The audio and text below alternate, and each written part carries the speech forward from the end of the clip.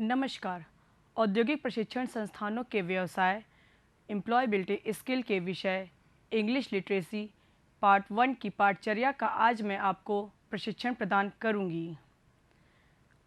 अब मैं आपको पीपीटी के माध्यम से प्रशिक्षण प्रदान करूंगी।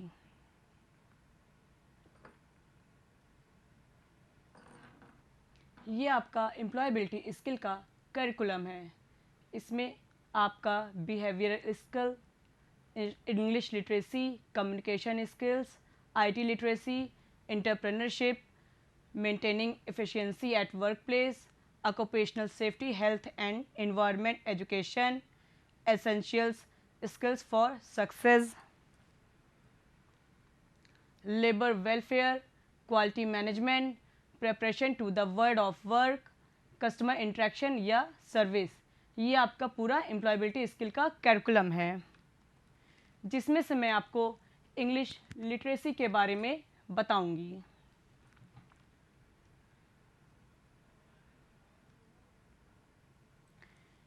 ये आपका आज के टॉपिक्स हैं। आज मैं आपको importance of learning English, noun, pronoun, verb, adjective, punctuation, singular and plural के बारे में बताऊंगी।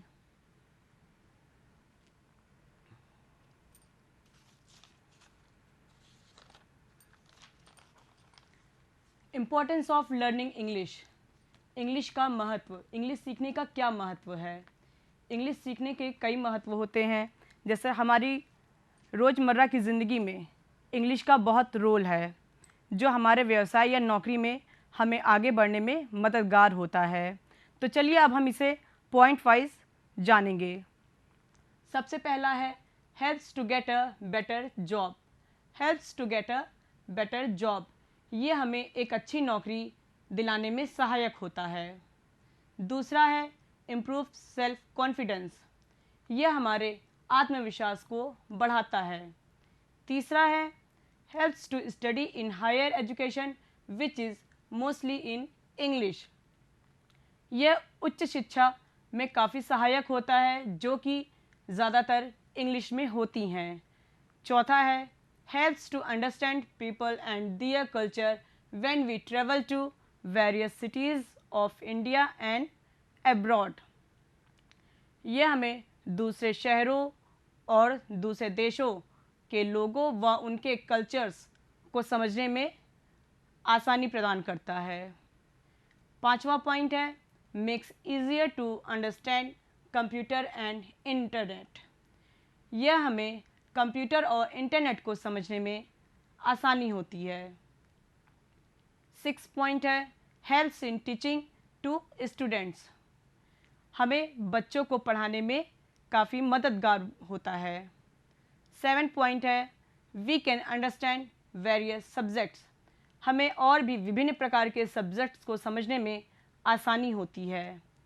8वां पॉइंट है helps to understand various rules and regulation, हमें विभिन्न प्रकार के रूल्स और रेगुलेशंस को समझने में आसानी होती है। नेक्स्ट है to understand English movies and songs, हमें इंग्लिश मूवीज़ और सॉन्ग्स को समझने में आसानी होती है। तो आज हमने जाना कि इंग्लिश सीखने के क्या महत्व हैं। अब आगे बढ़ते हैं, इसके साथ हम नाउन। नाउन संज्ञा। नाउन क्या है। Noun is the name of person, place, animals और थिंग्स। नाउन किसी पर्सन का नाम हो सकता है, किसी जगह का नाम हो सकता है, किसी एनिमल का नाम हो सकता है या किसी वस्तु का नाम हो सकता है। जैसे my name is Mohan, my name is Mohan, तो इसमें मोहन एक पर्सन का नाम है। दूसरा he is going to school, he is going to school, इसमें स्कूल एक प्लेस है, ये एक जगह का नाम है। तीसरा है I have a pet dog, I have a pet dog, इसमें डॉग एक एनिमल है। नेक्स्ट है दिस इज़ अ टेबल, इसमें टेबल एक थिंग है। तो ये सब हमारे नाउन कहलाते हैं। अब आते हैं टाइप्स ऑफ नाउन, नाउन के प्रकार। इसमें पहला है आपका कॉमन नाउन। कॉमन नाउन यानी जातिवाचक संज्ञा। कॉमन नाउन जातिवाचक संज्ञा। इसकी डेफिनेशन है द नेम्स ऑफ पर्सन और things in general. The names of person और थिंग्स इन जनरल। जिस शब्द से किसी व्यक्ति की जाति, वर्ग या श्रेणी को संबोधित किया जाए वो कॉमन नाउन कहलाता है। इसका एग्जाम्पल है we are going to a restaurant. We are going to a restaurant. इसमें रेस्टोरेंट हमारा कॉमन नाउन है। कॉमन नाउन कैसे है? रेस्टोरेंट तो कई होते हैं बट इसमें रेस्टोरेंट का नाम नहीं लिखा है, इसलिए ये हमारा कॉमन नाउन है। सेकंड है bank close eight 3 o'clock। Same इसमें भी है, बैंक तो कई ढेर सारे होते हैं, इसमें कोई पर्टिकुलर एक बैंक का नाम नहीं लिखा है, तो इसलिए ये हमारा कॉमन नाउन हो गया है। नेक्स्ट है आपका प्रॉपर नाउन। प्रॉपर नाउन व्यक्तिवाचक संज्ञा। इसकी डेफिनेशन है द नेम्स ऑफ पर्सन और थिंग्स इन पर्टिकुलर।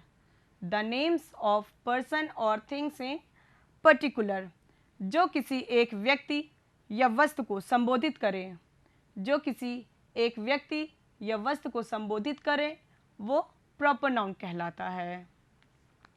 इसके एग्जाम्पल हैं, पहला है Meera is a good girl. Meera is a good girl. इसमें मीरा हमारा प्रॉपर नाउन है। दूसरा है Lucknow is in India. Lucknow is in India. इसमें लखनऊ और इंडिया दोनों ही हमारा प्रॉपर नाउन है। तीसरा है आपका कलेक्टिव नाउन। कलेक्टिव नाउन जैसा कि नाम से ही पता चल रहा है समूहवाचक संज्ञा। इसकी डेफिनेशन है the name of a number of person और things taken together and spoken of as whole. जो कई लोगों या वस्तुओं के समूह को संबोधित करे वो कलेक्टिव नाउन कहलाता है। एग्जाम्पल है an army a collection of soldiers. जहाँ पे बहुत ढेर सारे सोल्जर्स का कलेक्शन हो वो एक आर्मी कहलाता है। दूसरा है crowd a collection of people. जहाँ पे बहुत ढेर सारे लोग हो, जहाँ पे बहुत ढेर सारी भीड़ हो वो आपका क्राउड कहलाता है। नेक्स्ट है आपका एब्स्ट्रैक्ट नाउन यानी भाववाचक संज्ञा। इसकी डेफिनेशन है the name of a quality, action और state considered apart from the object. जो किसी के गुण, एक्शन या अवस्था को बताए वो एब्स्ट्रैक्ट नाउन कहलाता है। एग्जाम्पल है इसका क्वालिटी। क्वालिटी में जैसे goodness, kindness, whiteness, honesty, bravery, wisdom. दूसरा है एक्शन। एक्शन कैसे? Laughter, movement, judgement, hatred. तीसरा है स्टेट। स्टेट कैसे? Childhood, boyhood, youth, sleep, sickness, death. ये आपका एब्स्ट्रैक्ट नाउन है। अब हम आपको काउंटेबल नाउन और अनकाउंटेबल नाउन के बारे में बताएंगे। काउंटेबल नाउन जिनकी हम काउंटिंग कर सकते हैं वो आपका काउंटेबल नाउन कहलाता है। काउंटेबल नाउन को हम हिंदी में गणनीय संज्ञा कहते हैं। दूसरा है आपका अनकाउंटेबल नाउन। अनकाउंटेबल नाउन जिनकी हम काउंटिंग नहीं कर सकते हैं, इसको हिंदी में हम असंख्येय संज्ञा कहते हैं। इसके एग्जाम्पल हैं, जैसे अनकाउंटेबल में हम जैसे राइस, ऑयल एट्सेट्रा, ये हम इनको काउंट नहीं कर सकते, तो ये हमारे अनकाउंटेबल नाउन है। दूसरा है काउंटेबल नाउन, जैसे आपका बुक्स, पेन्स एट्सेट्रा, ये आपके काउंटेबल नाउन में है। नेक्स्ट है आपका प्रोनाउन। प्रोनाउन सर्वनाम। इसकी डेफिनेशन है pronoun is word that is used to replace a noun. Pronoun is word that is use to replace a noun. Noun के स्थान पर जिस शब्द का प्रयोग किया जाए वो प्रोनाउन कहलाता है। इसका एग्जाम्पल है Hari is absent because he is ill. इसमें हरी नाउन है और ही प्रोनाउन है।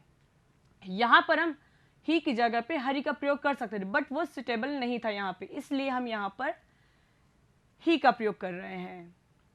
दूसरा है that is Raveena she is my friend. Same here, यहाँ पर रवीना नाउन है और शी प्रोनाउन है। एक नाम को अगर हम जगह जगह पर यूज़ करेंगे तो वो हमारा देखने में व बोलने में अच्छा नहीं लगता है, इसलिए हम वहाँ पर प्रोनाउन का प्रयोग करते हैं। तीसरा है look at my mobile it is new. इसमें मोबाइल हमारा नाउन है और इट प्रोनाउन है। तो ये है आपका प्रोनाउन। अब आता है आपका पर्सनल प्रोनाउन। पर्सनल प्रोनाउन में आपके I, we, you, they, he, she, it, ये आपके पर्सनल प्रोनाउन है। वैसे प्रोनाउन को हमने तीन पार्ट में डिवाइड किया है। पहला है आपका फर्स्ट पर्सन के प्रोनाउन। फर्स्ट पर्सन के प्रोनाउन कौन से प्रोनाउन होते हैं? जो बोलते हैं वो फर्स्ट पर्सन के प्रोनाउन होते हैं, जैसे आई, माई, माइन, मी, ये आपके फर्स्ट पर्सन के प्रोनाउन हैं। दूसरा है आपका सेकंड पर्सन के प्रोनाउन। सेकंड पर्सन के प्रोनाउन जो सुनता है वो, जैसे यू, योर, योर्स, ये आपके सेकंड पर्सन के प्रोनाउन है। तीसरा है आपका थर्ड पर्सन के प्रोनाउन। थर्ड पर्सन के प्रोनाउन में क्या आते हैं?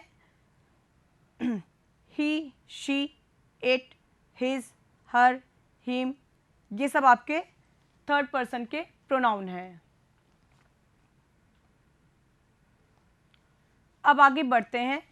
अब आता है आपका वर्ब। वर्ब मतलब क्रिया। ये क्या है? क्रिया क्या है? A verb is an action word. A verb is an action word. Verb एक एक्शन वर्ड है जो किसी कार्य को, जिसमें से किसी कार्य को दर्शाया जाता है। इसको दूसरे शब्दों में हम कह सकते हैं कि एक शब्द जो किसी सब्जेक्ट के किसी नाउन या प्रोनाउन के एक्शन के काम को या स्थिति या अवस्था को बताता है वो वर्ब कहलाता है। इसका एग्जाम्पल है the man saved his wife. The man saved his wife. इसमें सेव्ड आपका वर्ब है। बिना वर्ब के हम वर्ड को कंप्लीट नहीं कर सकते हैं। अगर इसमें से हम ये सेव हटा दें, सिर्फ सिंपल सा बोले द मैन हिज वाइफ, तो ये कोई सेंटेंस नहीं है। द मैन हिज वाइफ, ये कंप्लीट सेंस, इसका सेंस नहीं निकल रहा है। इसलिए हमने यहाँ पर एक वर्ब यानी कि सेव्ड को लगा दिया, जिससे हमारा कंप्लीट सेंटेंस हो रहा है, एक सेंस निकल रहा है। The man saved his wife. Same आपका दूसरे एग्जाम्पल में है I accepted the job offer. I accepted the job offer. अगर इसमें से भी हम एक्सेप्ट हटा दें तो आई द जॉब ऑफर, ये कोई सेंटेंस नहीं बन रहा है। तो इसलिए हमने यहाँ पर एक्सेप्टेड का प्रयोग किया है। एक्सेप्टेड का प्रयोग करने के बाद हमारा सेंटेंस पूरा कंप्लीट हो रहा है। I accepted the job offer. इसलिए हमारे कुछ भी बोलने के लिए हमें वर्ब की आवश्यकता पड़ती है। बिना वर्ब के हमारा सेंटेंस कंप्लीट नहीं होता है। अब आते हैं types of verb. Types of verb. Verb हमारे दो प्रकार के होते हैं। पहला है सकर्मक क्रिया, दूसरा है अकर्मक क्रिया। सकर्मक क्रिया जिसमें ऑब्जेक्ट होता है, जिसमें ऑब्जेक्ट होता है वो हमारा ट्रांसिटिव वर्ब कहलाता है, जैसे Ravi eats food. Ravi eats food, इसमें ऑब्जेक्ट हमारा फूड है। दूसरा है राज इज प्लेइंग क्रिकेट। इसमें क्रिकेट हमारा ऑब्जेक्ट है। दूसरा है इनट्रांजिटिव वर्ब। इनट्रांजिटिव वर्ब यानी अकर्मक क्रिया जिसमें ऑब्जेक्ट नहीं होता है, वो हमारा इनट्रांजिटिव वर्ब कहलाता है।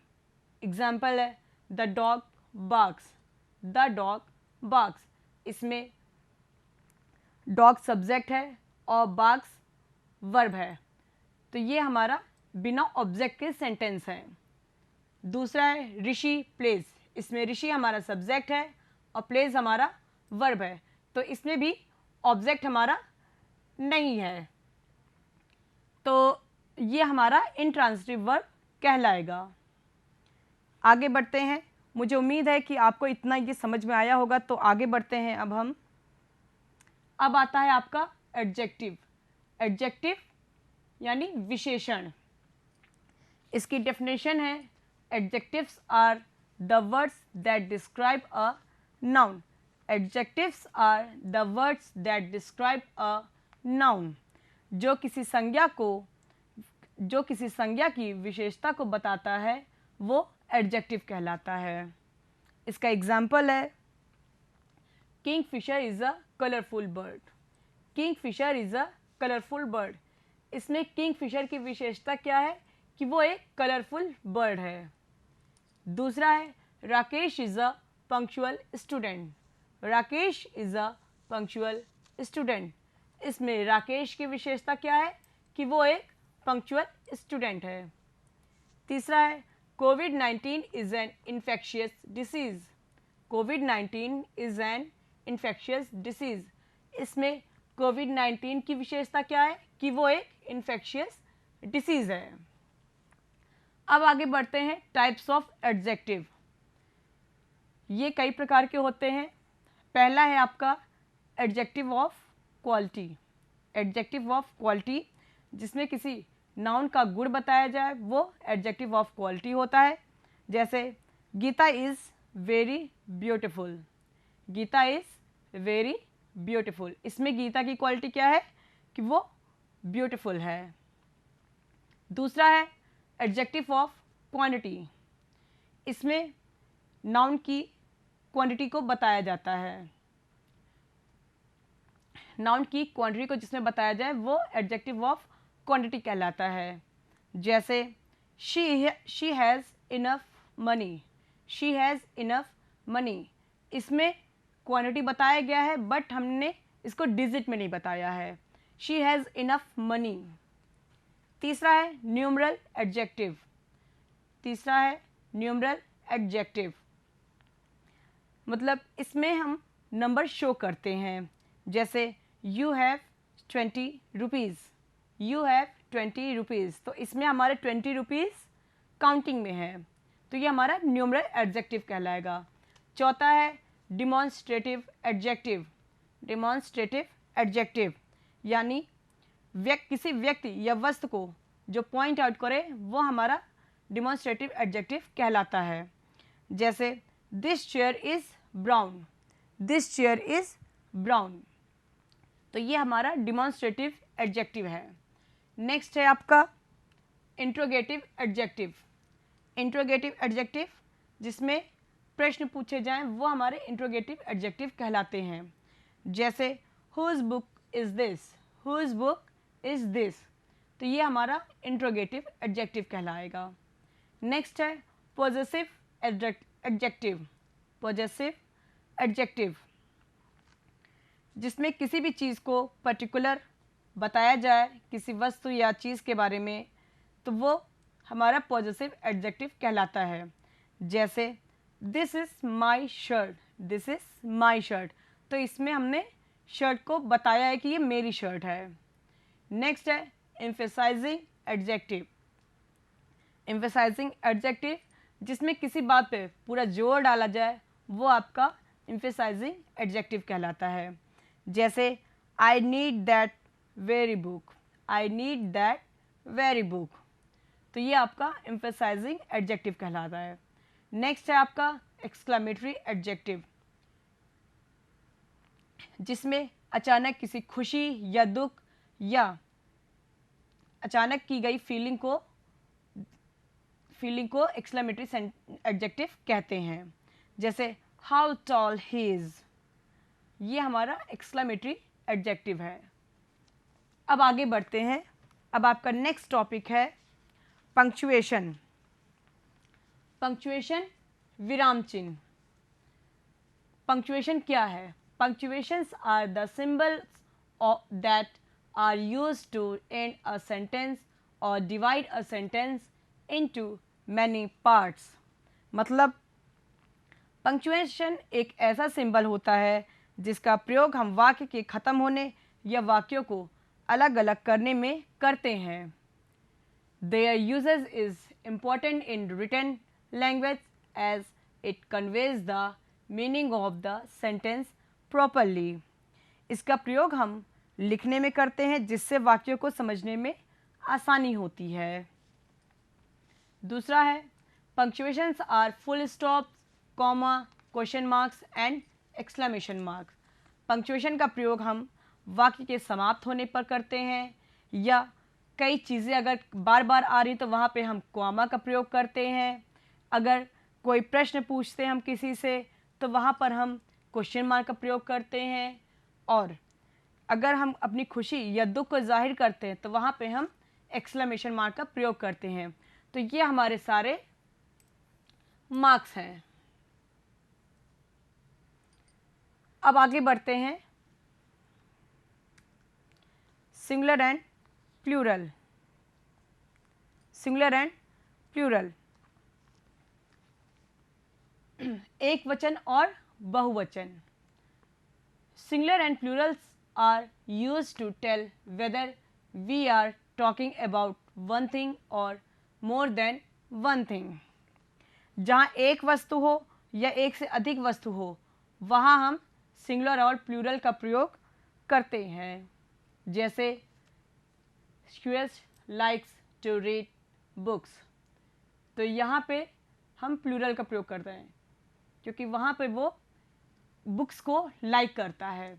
दूसरा है Rahul's book has been stolen, Rahul की किताब चोरी हो गई है। तो राहुल की एक बुक चोरी हुई है तो ये आपका सिंगुलर है। अब आता है plural can be formed of words that can be counted. जिन चीज़ों को हम गिन सकते हैं वो उनका हम प्लूरल बना सकते हैं। जैसे tree, chair, table, pencil etcetera. दूसरा है for words that can not be counted plural is not formed. For words that can not be counted plural is not formed. जिन चीज़ों को हम गिन नहीं सकते हैं उसका हम प्लूरल नहीं बना सकते हैं। जैसे T, oil, rice, sugar etcetera.